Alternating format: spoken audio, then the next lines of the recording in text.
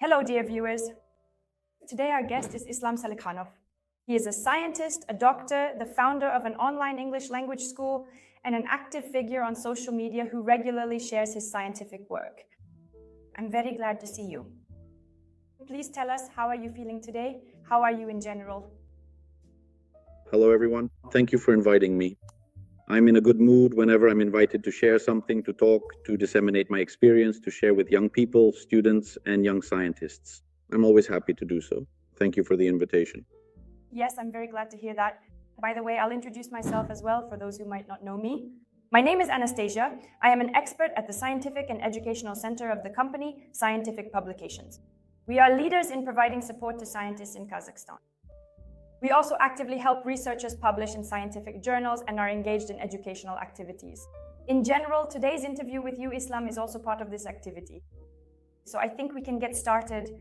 I'll start off a bit prosaically, perhaps. Yes, I think you've probably heard this question many times, but could you please tell us, after all, why you chose medicine, how you came to this decision, and in general, how your path was shaped? Well, it was way back in 2009 when I was finishing school and applying to medical university. Back then, there really wasn't much choice of profession like there is today with IT and so on. And so the question of choosing medicine, how should I put it, came to my mind by process of elimination. There were lots of economists, lots of lawyers, and I'm not really good enough at math to go into engineering. But when I started crossing out options, I ended up with medicine. Well, there are no doctors in my family, so that's how I chose medicine. From 2009 to 2016, I studied medicine, specializing in general surgery at the Astana Medical University in the capital. That sounds very interesting. And tell me, how did you then move, let's say, end up in Switzerland? Because now you live there, and as far as I know, it's all thanks to the fact that you managed to win a grant. What was your journey like in searching for a grant? How did you, in general, come to the decision that you needed to try your hand and gain experience abroad? Well, yes, it was kind of an unresolved issue for me. I always wanted to study abroad, and not just as part of some internship, but to actually earn a degree. And for me, the path was through a PhD program. Sometimes it's called postgraduate studies, doctoral studies, PhD, or scientific dissertation. So I started looking for ways to do that. This was already in 2019. I started looking for options, various grants, and came across the opportunity to apply for a grant from the Marie Skłodowska-Curie Foundation. This is under the European Commission. The European Union funds it in different countries. So I prepared a research proposal because the most important thing for getting a grant, yes, your CV, yes, your motivation letter, but this research proposal, a brief description of the planned research, its relevance, and so on, is what the committee evaluates because that's what the funding is allocated for. So in 2019, I developed an idea about palliative care for terminal cancer patients using Kazakhstan as an example, although it also applies to other developing countries in general. And I passed the competition and won a grant here in Switzerland at the University of Basel. I did my PhD for three and a half years. Well, honestly, that's very impressive, the path you've taken. Could you tell us a bit more about the importance of your research topic, since you mentioned this research proposal? Just how important is it? Essentially, you have to lay out in detail what you want to do and how you arrived at the specific topic you presented. What inspired you or perhaps guided you in this direction? I often get messages in my DMs. Islam, how do you choose a topic? You choose a topic based on your own experience and interests. The most important thing is that you find something interesting. I had the idea of palliative care. Somewhere in my memory from medical school, I remembered seeing that there was a need for it. Well, very few people are researching this topic. There are a lot of patients with terminal illnesses, whether it's heart failure, liver or kidney failure, and cancer makes up about 60% of palliative patients. And this topic was always somewhere in the back of my mind. I thought, why not try to develop this topic? So that's the kind of research proposal I had, literally 10 to 12 pages at most, I think. My supervisor, my advisor during my master's at Nazarbayev University in Public Health, Byron Crabe, helped me. He helped me develop it. And then I applied for a grant. And of course, relevance is important here. You have to prove that this topic is relevant and that you have enough knowledge to conduct a methodological analysis, draw some conclusions, and make your own contribution to the development of this topic. In other words, there are several points that a scientific committee evaluates: novelty, methodology, relevance, and so on and so forth, how relevant this topic is. And that was just somehow in my mind. The supervisor said, here's a topic, let's prepare it. And that's how it happened. And maybe you can provide some detailed recommendations. For example, regarding the selection and identification of a specific grant program. How do you determine that a program really aligns perfectly with your specific research topic and academic goals? There are a great many grant opportunities. Yes, everywhere is competitive. Yes, that doesn't mean it's easy. Many opportunities doesn't mean it's easy because you have to earn and obtain each opportunity and go through the competition since there are a lot of candidates. In Kazakhstan, everyone talks about Bolashak. I have been asked hundreds of times whether I studied in Switzerland through Bolashak. No, these are different programs, but Bolashak is a government program. And there are university-affiliated foundations, there are government foundations such as the Swiss National Science Foundation, for example, and there is the DAAD program in Germany. Each country has many of its own large and small scientific foundations. Sometimes these foundations are completely private, they can be family-run. Here in Switzerland, this kind of scientific philanthropy and patronage is well developed, where certain families, the so-called old money, fund science. Some people support orphanages, some support homeless animals, and some support scientists. Here, for example, is the Emanuel von Ilse Straub Foundation. Here is the Privilegierte Akademische Gesellschaft. It's a long name to translate. Basically, it's an academic society of such patrons, something like that. We receive grants from there. These are small foundations. They won't give a lot of money, but for a young scientist, it might be enough. But they have their own, how should I put it, their own competition. Sometimes it's limited by geography and so on. Sometimes there are foundations that specifically fund women for quality. That's quite relevant nowadays, right? Yes, and there are a lot of these foundations, and you have to look for them. As I said, the biggest one is the Marie Skłodowska-Curie. It is part of the largest scientific fund in the world, Horizon Europe. It's the largest in the world, and under it there are a huge number of foundations. I applied for the Marie Skłodowska-Curie because this fund finances, above all, young scientists, primarily PhDs and postdocs. By the way, when we're talking about applying for grants, about getting a grant, about preparing a grant application, as far as I know, publications, the presence of publications, can also play a significant role overall. When it comes to getting a grant, it's generally clear that the candidate's competitiveness increases. But if we talk in general about medical practice, about direct clinical work, how appropriate is it for medical professionals to engage in scientific publications? Why should they set aside time for this? Overall, what do you think? Of course, I want to say that yes, absolutely everyone should be involved in science, but it more or less depends on the country. Because science is an expensive pursuit. If we talk about it as an industry or a field like healthcare or education, science is very costly and not many countries can afford it. In Kazakhstan, they are making efforts. Yes, every year the funding for science and young researchers grows little by little, gradually within our means. Kazakhstan tries to support this, but very often young doctors and even experienced ones say, why should I do science? I don't get paid for it. And doing science does not always bring immediate material rewards. Science is your field, your scientific and medical profile. It's your resume's piggy bank. It even speaks much louder than your resume. For example, here in Switzerland, your scientific research and your scientific publications speak for you. As a doctor, you don't need to send your resume to anyone. Someone will look up your name in PubMed.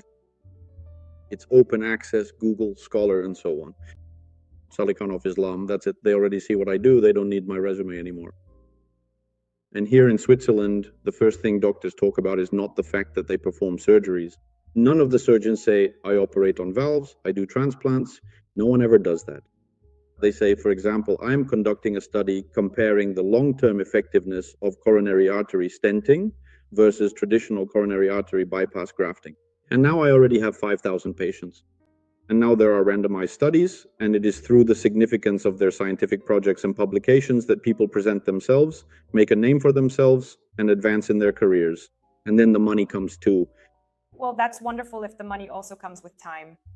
Could you tell us a bit about your publication experience? How often do you publish, for example, and are you currently involved in this? And what difficulties do you encounter? For example, now that you live in Switzerland or in Kazakhstan, perhaps you can compare these two models of publication activity. Publication activity probably doesn't differ too much anywhere. The journals are the same everywhere if we're talking about more or less prestigious, reputable journals. Yes, I am currently publishing intensively. In the last 2 or 3 years, I have probably published, well, maybe 13 to 15 articles. Naturally, everything we do is in English, all in top-tier journals somehow. It's not like it's some kind of religion for us or a fanaticism to publish only in Q1 journals with an impact factor of 20. No, that's not the case. A prestigious, reputable journal, even some publishers like BMJ, for example, and so on. It doesn't necessarily have to be the New England Journal of Medicine, not at all. But yes, we try to publish in all reputable journals. I have publications in public health, in cancer, and now, of course, in cardiology. Right now, we're publishing in cardiology. One of the most recent publications is in the Annals of Thoracic Surgery. This is one of the top journals in the world for cardiothoracic surgery.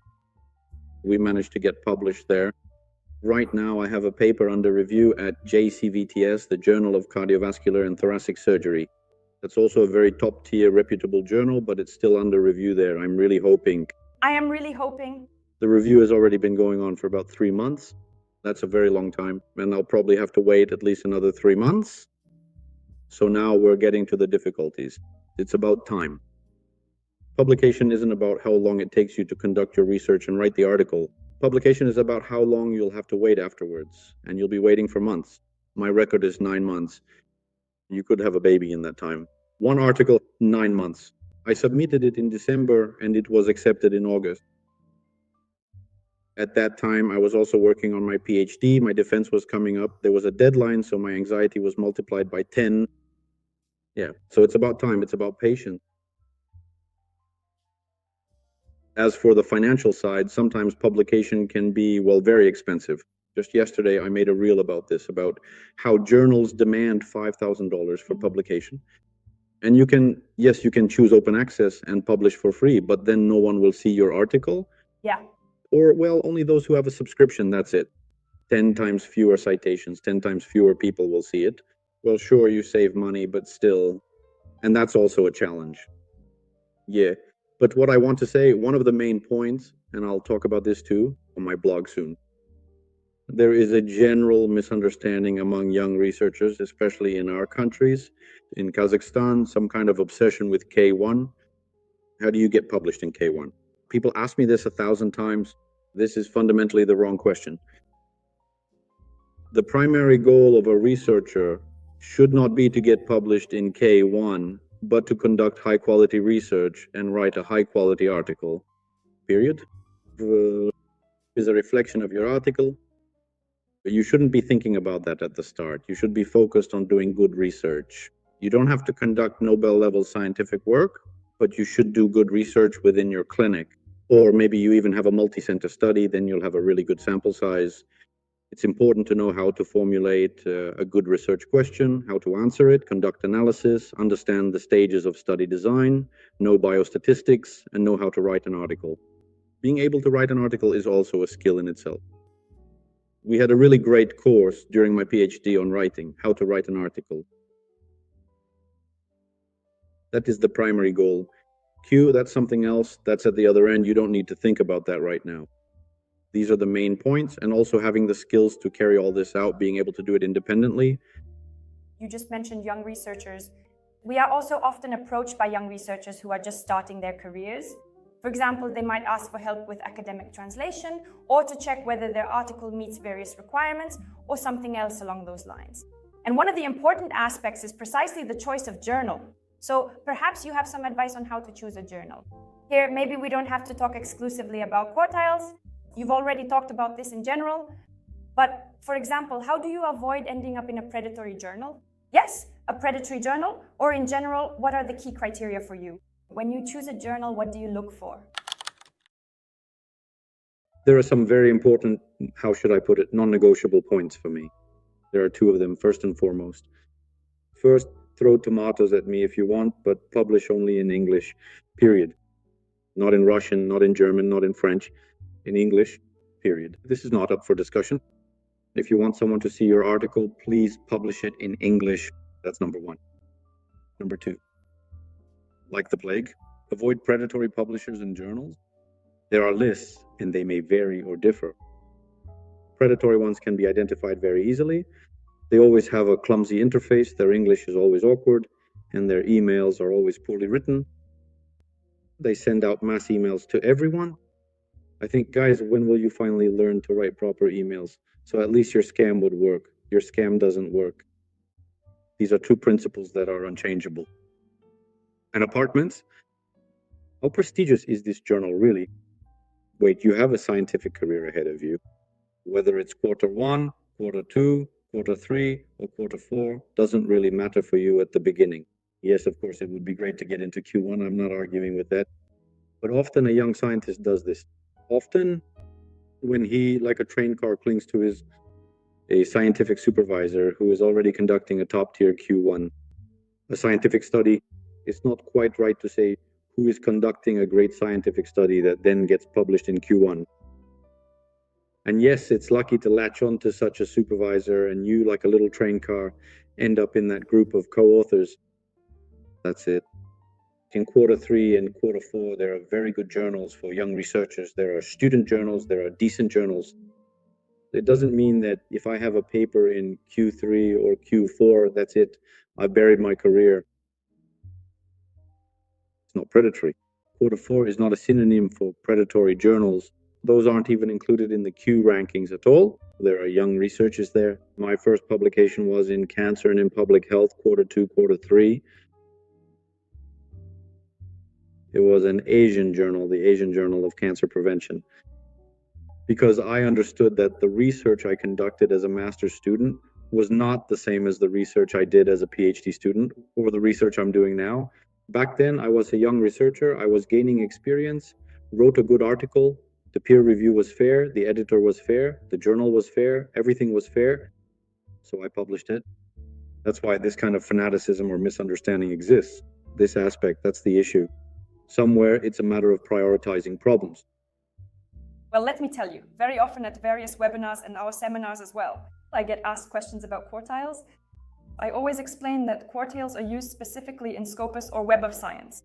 That is, it means that the journal is worthy of being indexed in these databases. So this already serves as an argument indicating that, in principle, it's not so terrible to be, say, in quarter four. These are generally new journals that may, for example, rise in ranking and in a year could already be in quartile 3. So I completely agree with you here. And I suggest that we move on to the next thematic section as well. This is about the use of artificial intelligence just a little bit. Let's talk about it because it's relevant, it's a hot topic, and in general, many people are interested in it. I'm a bit curious about your particular concept, your approach. Do you use artificial intelligence in your work process, and does it really help you? Artificial intelligence will not replace a human, but a human who uses artificial intelligence will replace 3 who do not. Yes, of course, I use it. And publishers, journals, publishing companies have already come to the conclusion and created rules that allow us to use artificial intelligence. And one area where you can use it is your English language skills, grammar checking, checking your text, not writing it for you, but rather shaping perhaps the academic language that you, like us, as non-native speakers, might be lacking in some areas. Literature search is top-notch. Searching for literature, or even not just literature, but some very specific information, even a particular figure, for example, cancer detection rates in a certain country. To find this figure, you would have to spend a long time manually searching on Google. And that's where the deep research function comes in. It's available everywhere now.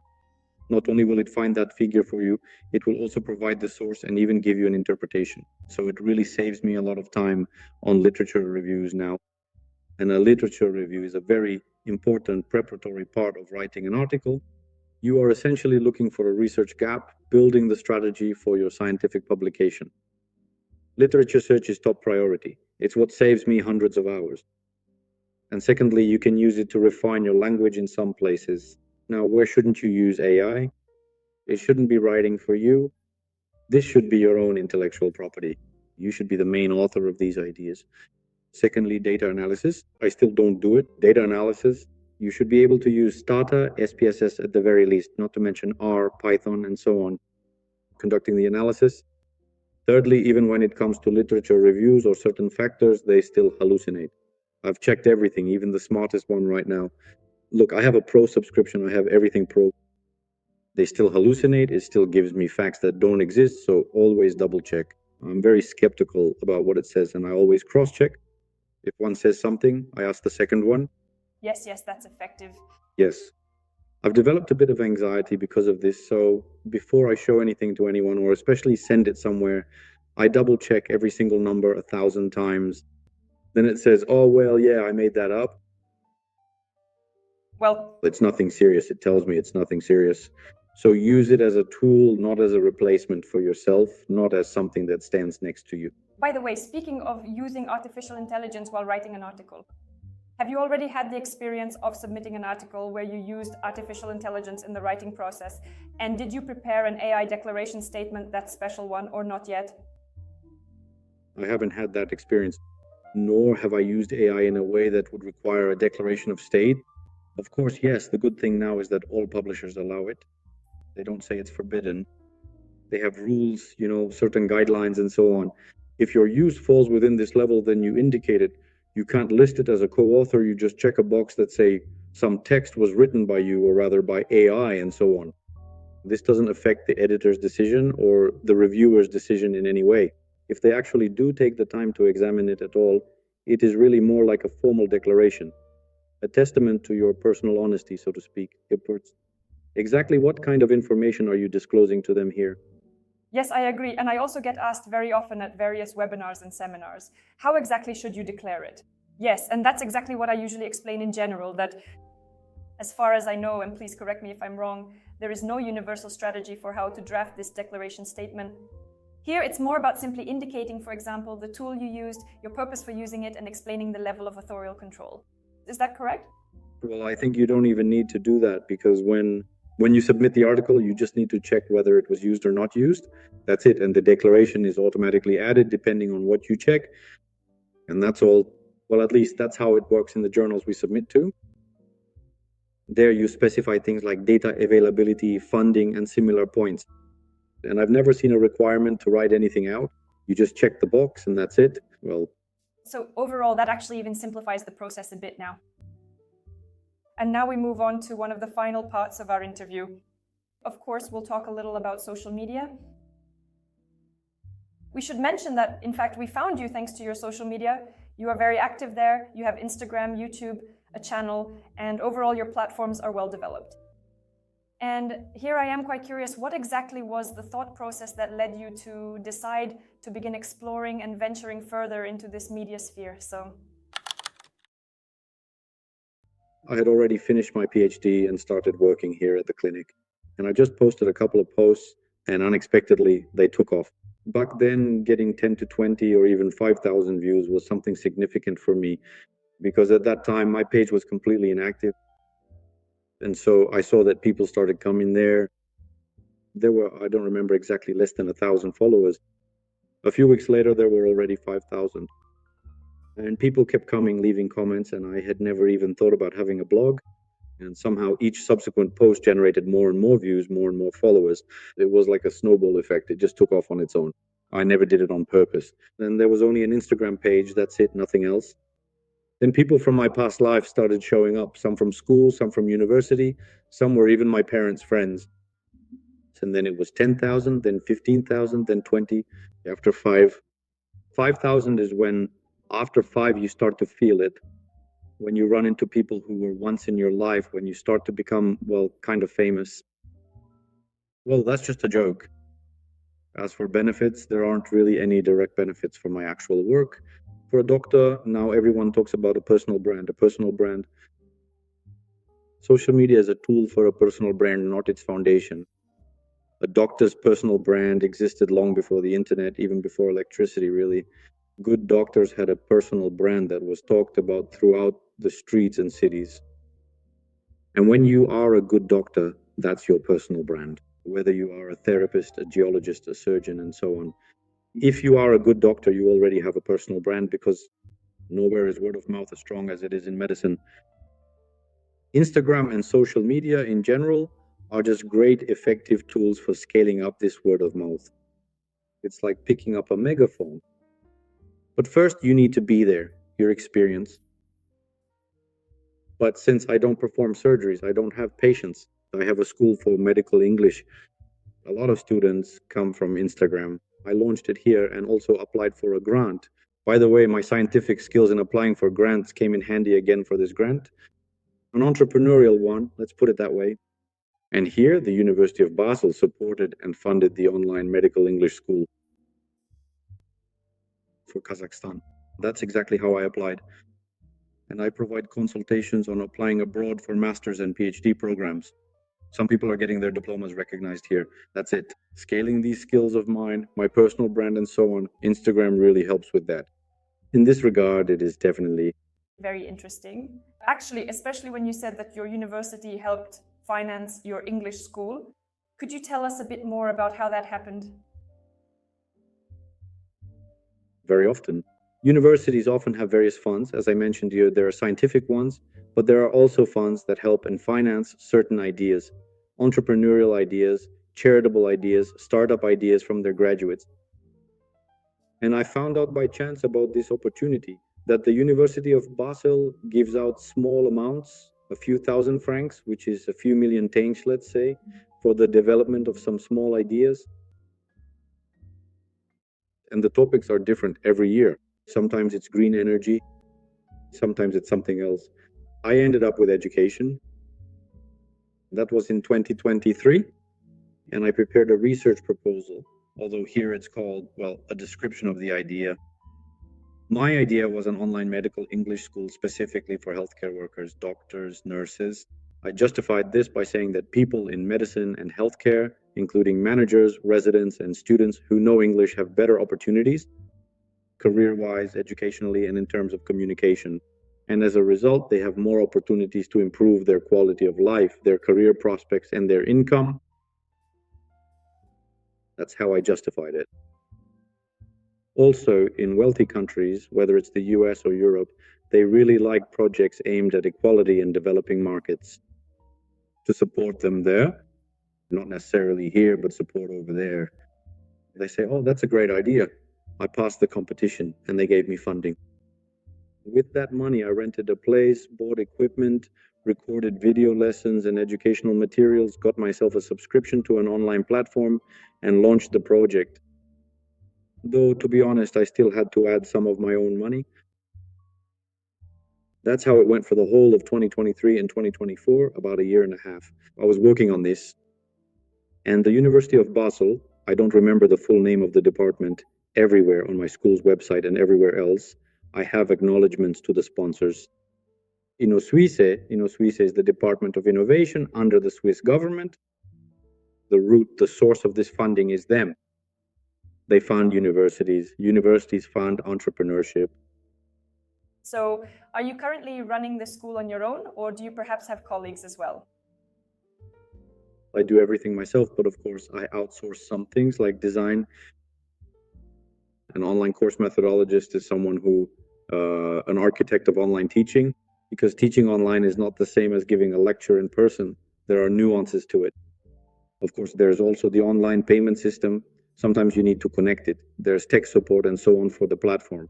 All of that is outsourced, of course. There are people I pay for those tasks, but when it comes to online teaching, it is asynchronous. And the goal was also to make this course not just interesting and useful, but accessible. That's why the price is much lower. And there are individual flexible discounts, personalized prices for students. For example, a student can get a bigger discount than, say, a doctor. So in a way, it's also a social project.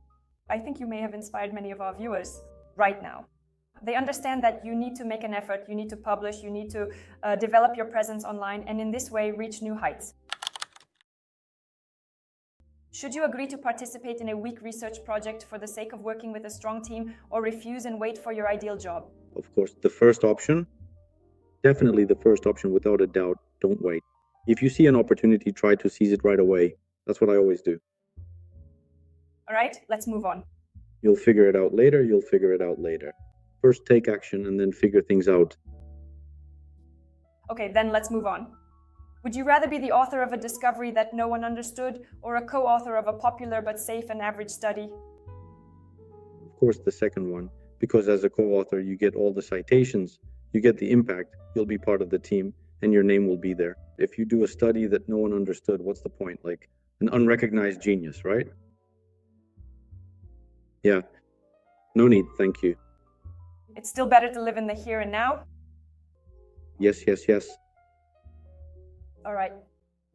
Spend 5 years on one major result or publish every 6 months but without breakthroughs?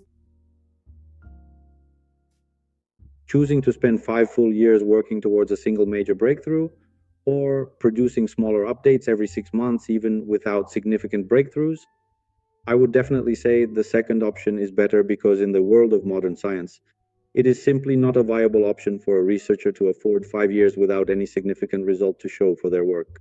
When you already have a profile, when you are young, no one will give you 5 years, no one will give you that kind of money. And your supervisor won't wait either. They might wait, but not for you. When you can regularly demonstrate good results, even if they're not scientific breakthroughs, people will see that you have a strong research output. So you can either secure a substantial research grant that strictly constrains and dictates your research topic, or you can forego this significant financial opportunity but maintain and preserve your complete academic freedom. The first option, getting a grant that restricts your topic, requires you to be pragmatic. Research grants are large sums of money, the kind you wait for under certain conditions, but those conditions may never come. If you are offered good terms, a good grant, but in return there is some compromise, you weigh your options, but sometimes it is possible to make a compromise, yes. Well, you've actually touched a bit on our next question. Here it is. Is it better to achieve success later, but on your own terms, or earlier, but through compromises? If you achieve success early, even through compromises, it will be easier for you to reach your full success a bit later, because you will already be higher up. It will be easier for you to grab that high-hanging fruit, as they say, which would be too far out of reach if you don't take this opportunity. All right, let's move on. Should we live fully in the here and now? Or is it better to constantly invest in the future? Oh, why are you rubbing it in? Salt in the wound? I honestly don't even know what to say to that. No, of course, I do want to say something. Everyone will say to live in the here and now. Well, 90% of people. And I'll say to live in the here and now too, even though I'm always investing in the future. And that's my dilemma. So when do you actually start living in the here and now? Because in my opinion, if you're always investing in the future, then that future, well, when will it actually arrive? That's why at some point, yes, you need a period of time. For example, from age 20 to 30, it's definitely, an investment in the future, even though many people want to relax and do everything else too. For me, up until 31, when I finished PJT, that was a period of investing exclusively in the future. I thought that after PJT, I'd finally be able to catch my breath a little, but no. Now I feel like I have new challenges ahead. I need to keep going, and I'm still waiting for the moment when I'll start living in the here and now. For now, I'm still investing in the future. At the moment, there's just a slight delay for me. I think this is quite a common dilemma, let's put it that way, that many people face, not just in a specific context, not just in terms of some professional activity, but in general from the perspective of life itself, how to build it all correctly. So is it better to completely disconnect from work on weekends, or should you always stay a little bit involved? You're hitting all my current issues right on the nose. I used to always try to get something done on the weekends to finish something up, that whole, productivity fanaticism. But in recent weeks, on Saturdays and Sundays, I completely disconnect. That's become a matter of principle for me. Yeah, I'm trying. I don't know how long I'll be able to keep it up, though. I'm trying. I really need to give my brain a break, because we don't notice a lot of things, but it all just builds up and builds up. And then it can hit you, whether it's depression, burnout, or some other chronic issue. I agree with you on that. Overall, I'm struggling with the same dilemma myself. Sometimes I realize that I'd like to take a break, but then I have to work. Probably... No, not Monday. All right, let's move on. The Nobel Prize that almost no one knows about. Or perhaps even a highly influential TED Talk that has already reached over 10 million views. The Nobel Prize, of course. First of all, the Nobel Prize that no one knows about. Secondly, the Nobel Prize is the Nobel Prize, even in Africa. And how much do they pay? 850,000 to, I am very sorry to say that unfortunately, I have not actually received it yet. well, I think they pay a little less than 1 million. You could spend that money. Spend a third of it on advertising your video on YouTube, and you'll get your 10 million views. All right. This is also a bit of a philosophical question. We've touched on it partially, but still, an article that will be read in 50 years and called brilliant, or one that will change clinical practice right now? Wait a second, in 50 years. 50 years will come, but I might not be around in 50 years. I don't need that. I need it here and now, sorry. We live here and now, Nastya, we agreed on that. Well, yes, as I said, you see, we got a little ahead of ourselves. And now the final question. What do you think is worse for a scientist, to be underrated or overrated?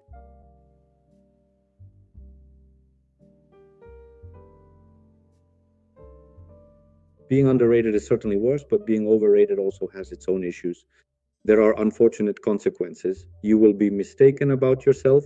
Others will be mistaken about you. They will be mistaken about your research, and your research, when misunderstood, can lead to very unpleasant results. That's it. So it's a double-edged sword, but I would choose the overrated path. I don't want to be underrated. I don't want to sit at home in front of the mirror telling myself how great I am, but no one recognizes me. But I know that I'm great. No. That's why I'll choose this. But the second option also has its downsides. Well, yes, that's exactly the point. It's such a big dilemma. But overall, personally, I probably also support your concept, your approach. So that was our final question. I want to thank you for meeting with us today, for being so open and sharing your experience. I'm very confident that this will truly be useful for everyone who watches us. And I was also very interested to learn specifically about your journey and many other things. Overall, a lot of interesting things, including your extensive practical work. So I want to wish you good luck in your future endeavors as well, and that you will have more than just one school. And after all, there have been numerous publications. Overall, you have fulfilled yourself to the fullest, as you see it. As you see it. Thank you very much for the invitation, Anastasia. Thank you very much for your wishes. Thank you to our viewers. I hope this was useful. I'm always happy to share helpful thoughts.